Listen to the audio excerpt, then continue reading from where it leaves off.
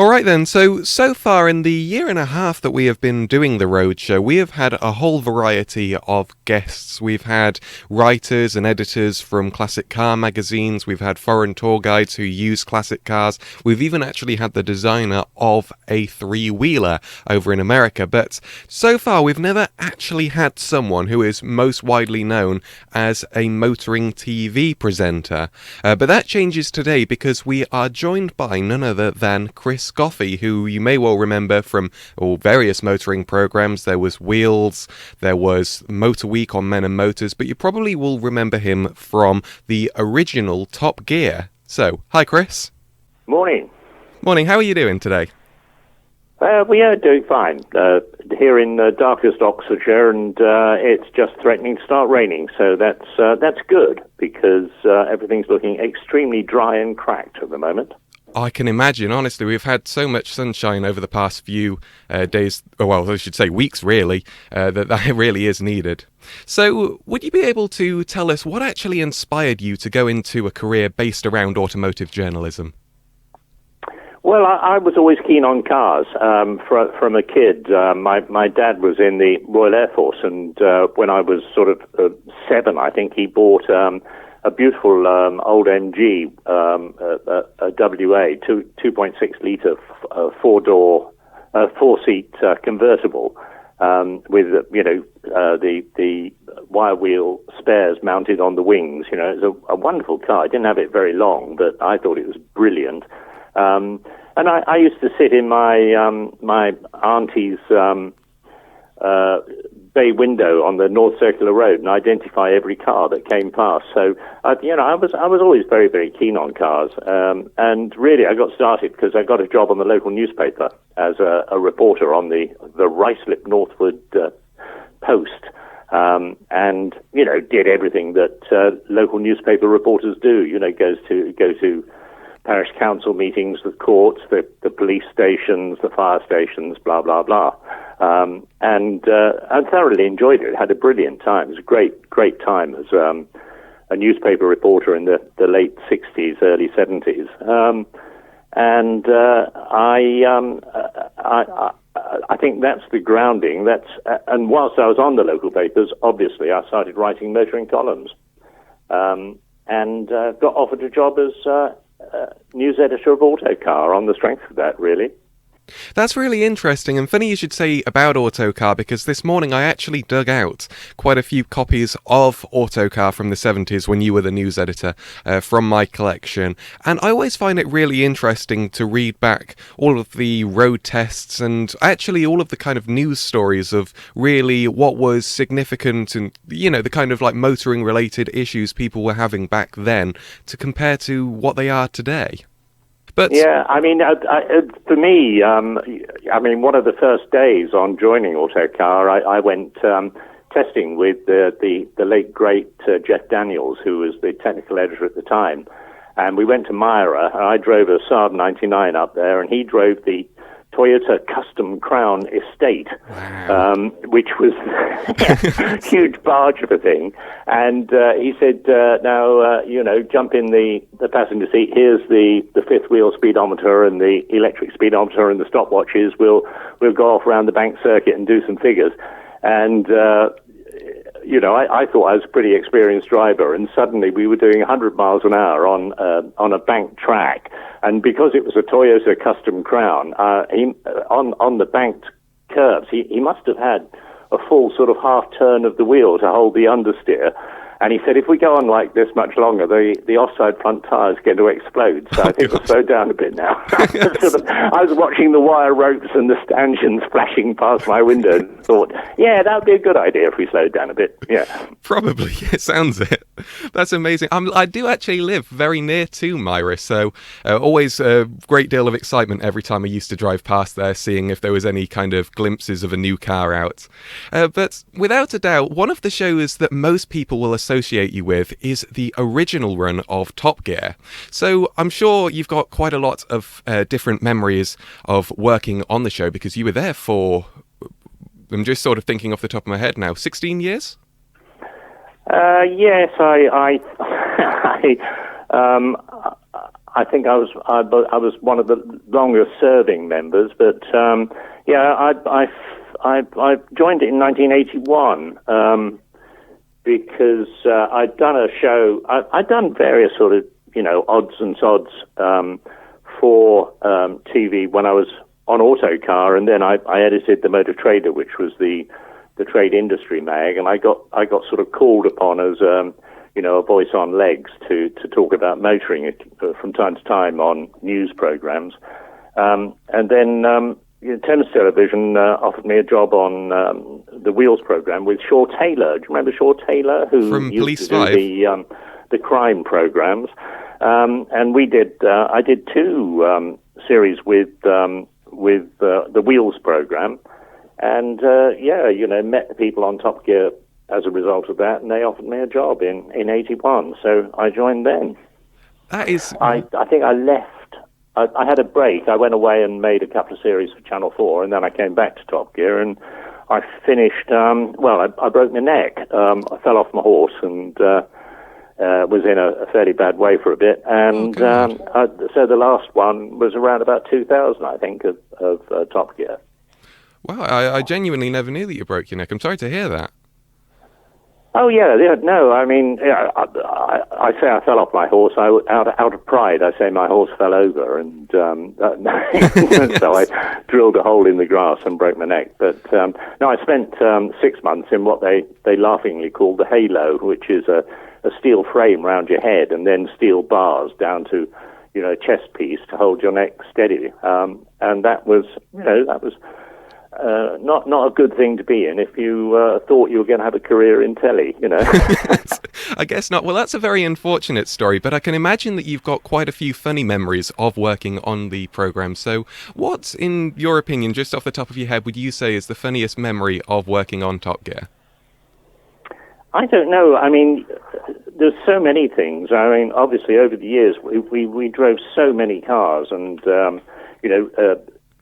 I suppose it was a really good time because you went to so many different places. We went to Japan a couple of times. The BBC was always fairly chary about expenses, so we didn't go huge distances. But I do remember once wanting to go to the Detroit Motor Show, and I said to our producers, "We've got to go to this because it's a very important year, and there's lots of new cars coming out, and Detroit is becoming very influential, and we really ought to go." And they turned me down and said, "No, we haven't got the budget, we can't do it." And at the same time, they sent a bloke from the arts program to go and do a documentary on a guy whose claim to fame was to suspend a crucifix in a bucket of his own blood and urine. So I thought, Christ, that's more more entertaining than a program on the Detroit Motor Show. Then I really ought to be giving up. But lots of fun times. I mean, turning the first car with a voice synthesizer was the Maestro. Oh yeah. And I turned it over on the launch. Skidded on some oil coming down a hill in Spain. Oh, seriously? Excuse me, and we were hanging upside down in our seatbelts, and this voice from under the dashboard said low oil pressure, which we thought that was the least of the car's worries, really. Probably, yeah. Dear, oh dear. Well, obviously, Top Gear is still on our screens, but I think it's safe to say it is now a really different programme to the one that you presented. It's all mostly about sort of three people going all over the world in some hypercars or supercars. But do you think there's still room on TV for a serious consumer-driven motoring programme like the one that you presented?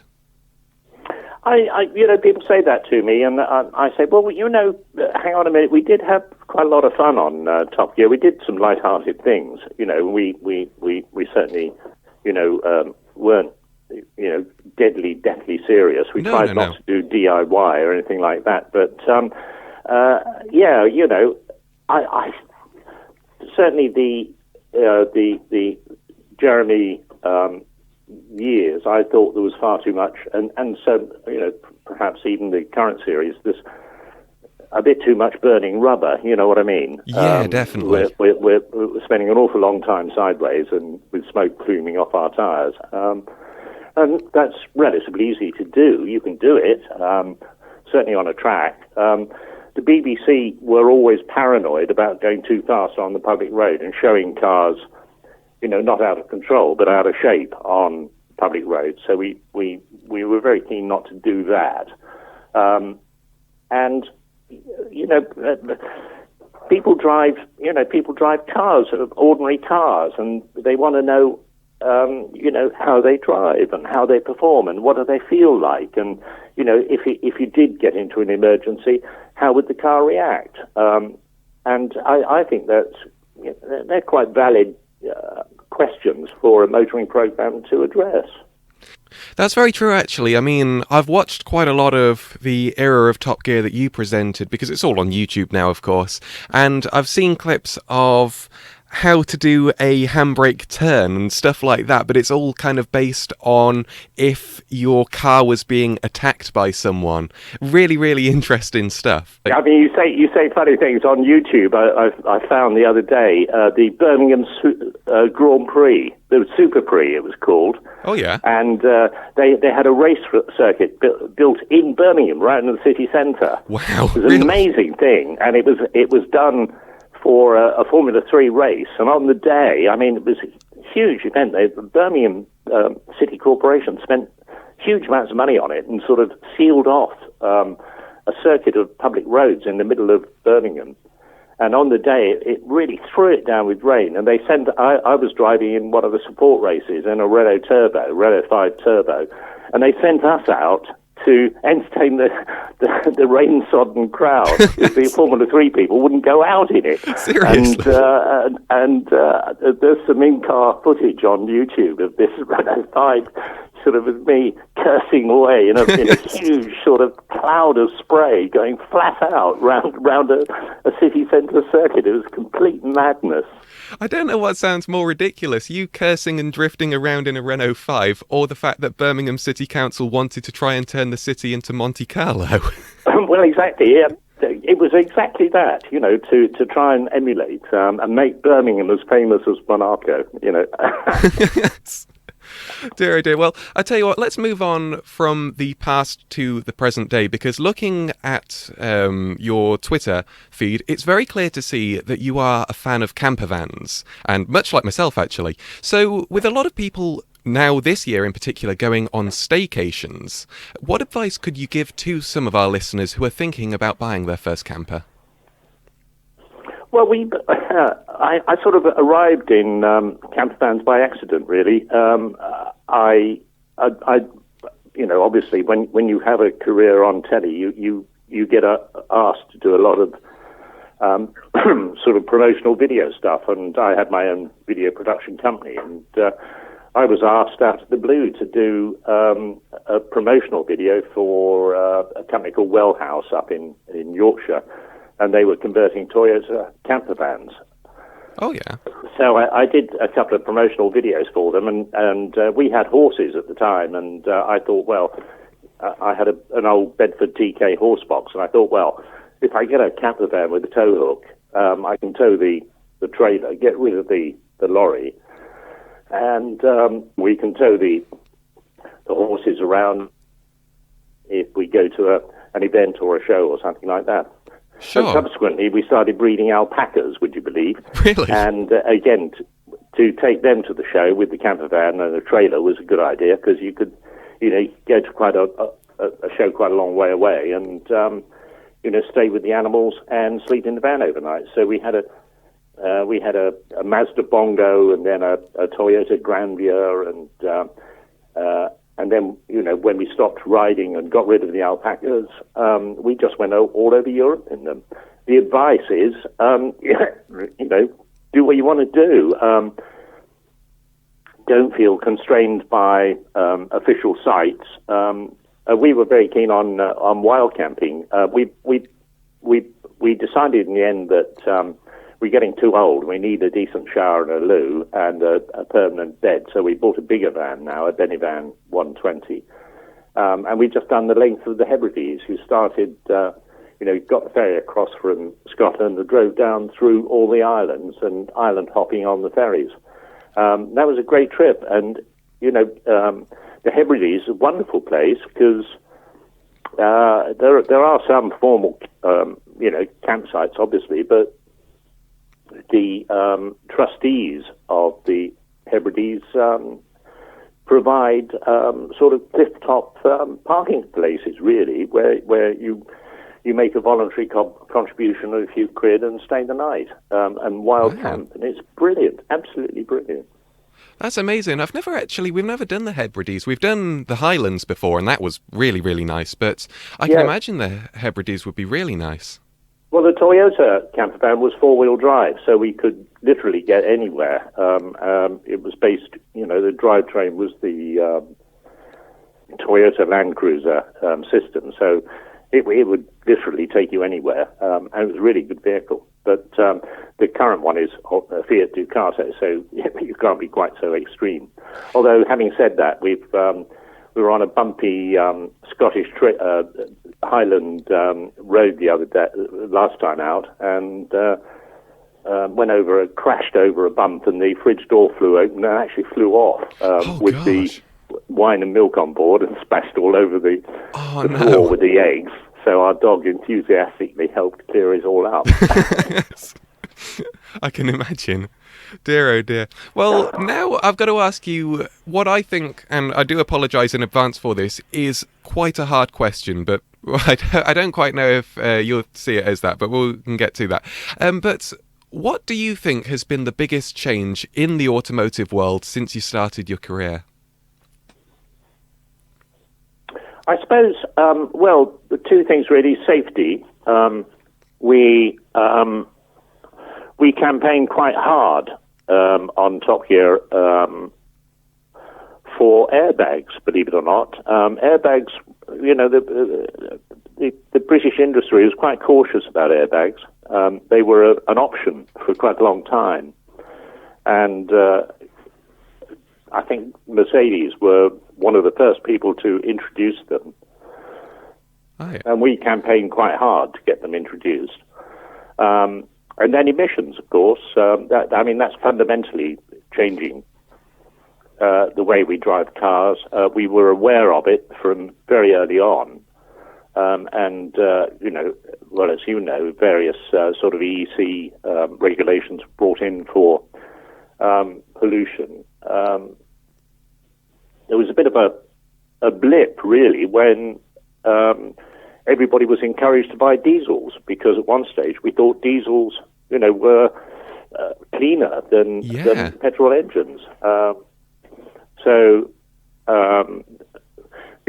Then particulate emissions became important.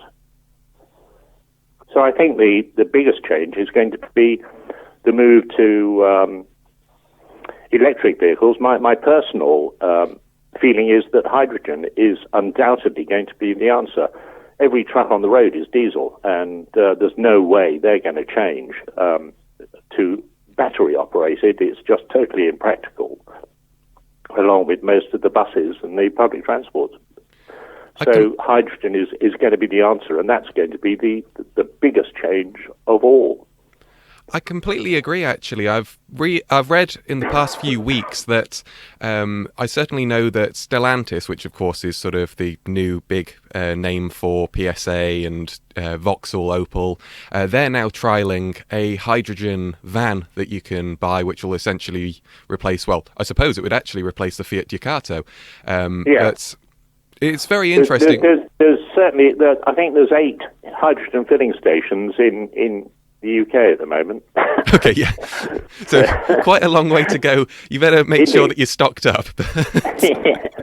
But no, that's very interesting, and I do agree with you. I don't want to say that I'm against the EV, because I don't really think that I am. I certainly do think that something needs to change. However, as you've rightfully said about sort of, certainly for trucks and lorries, just the sheer weight and size of batteries makes them pretty impractical for the sort of, if they are electric.